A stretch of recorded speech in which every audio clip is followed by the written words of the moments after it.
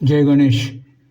निसर्ग, जीवसृष्टी, मोदक आणि रूपकातून उलगडणारे गणेश रूप 80 वर्षीय स्वयंशिक्षित कलाकार शोभा भोत यांच्या पहिल्या एकल प्रदर्शनात आज आपण अनुभवूया. माझं माहेरचं पूर्ण नाव आशा दामोदर केसकर आणि सासरचं शोभा गंगाधर भूत. लहानपणी तुम्हाला कोणत्या नावाने या टोपण नावाने बोलवायचे? आशू.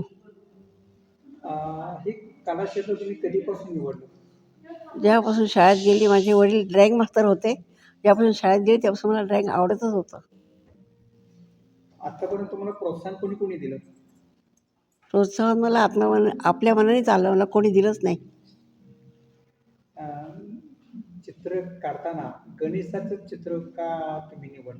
तो देवादिदेव आहे म्हणून. भविष्यामध्ये तुम्ही दुसरे देव निवडणार आहात का? ज्ञानेश्वर माऊली, संत लोक मला आवडतात. त्यांचे चित्र पण काढले आहे मी. आतापर्यंत सहकार्य आणि हितचिंतक केलेल्यांची काही नावं सांगा तुम्ही.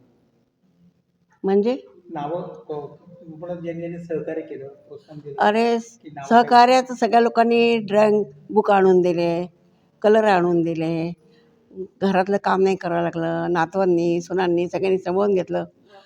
जिम्मेदारी त्यांच्यावर टाकली आणि मी याच्यामध्ये लागली. तुमच्या हे आर्टिस्ट प्रकार कोणत्या प्रकारचा म्हणावं लागेल? ही कला कोणत्या प्रकारची कला आहे? आता हे तर गावरानी कलाच म्हणा, आजकालची प्रोफेशनल नाही आहे.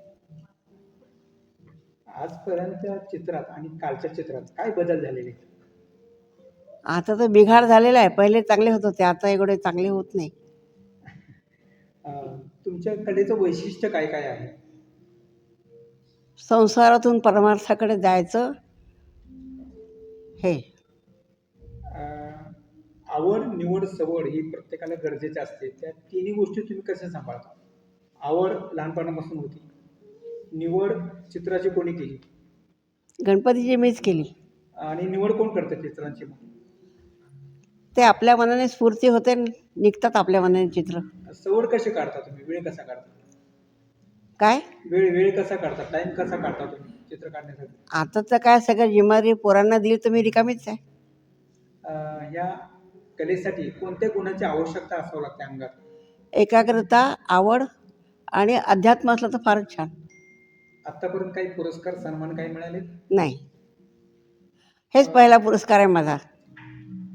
तुम्ही नवोदित कलाकाराला किंवा आजच्या कलाकाराला काय संदेश देऊ इच्छिता? मुलांनी कुठेतरी आपलं मन लावलं पाहिजे. अभ्यास वगैरे जिम्मेदारी ती तर वेगळीच आहे, पण आपलं मनोरंजन कुठे झालं पाहिजे. एकतरी कला माणसाला यायला पाहिजे मुलांना. त्याच्यामुळे म्हणजे मुलांना प्रगतीला एक दुसरा मौका मिळतो. तुमच्या भविष्यातील योजना काय आहेत किंवा अपेक्षा काय आहेत? माझी अपेक्षा फक्त हीच होती की गणपतीचं प्रदर्शन लोकांसमोर, गणपतीची कला यावी आपली. आपल्याला एवढं जमते किती, नाही जमतं किती, लोकांकडून आपल्याला कळेल, सुधारणा होईल. ती एक माझी इच्छा होती की प्रदर्शन करावं, लोकांनी हे बघावं आणि आपली प्रोग्रेस आपण स्वतः करावी. तुमचे असे गुरु तुम्ही कोणी ठरवले नाहीत ना? माझ्या मनामध्ये माझे ज्ञानेश्वर महाराजच गुरु आहे. तुमच्या ह्या कार्याला आणि तुमच्या चित्र प्रदर्शनाला आमच्या शुभेच्छा आहेतच. पुढच्या भागात आपण नक्की भेटूया, कारण तुम्ही पुस्तक सुद्धा लिहिले असं आम्हाला कळाले.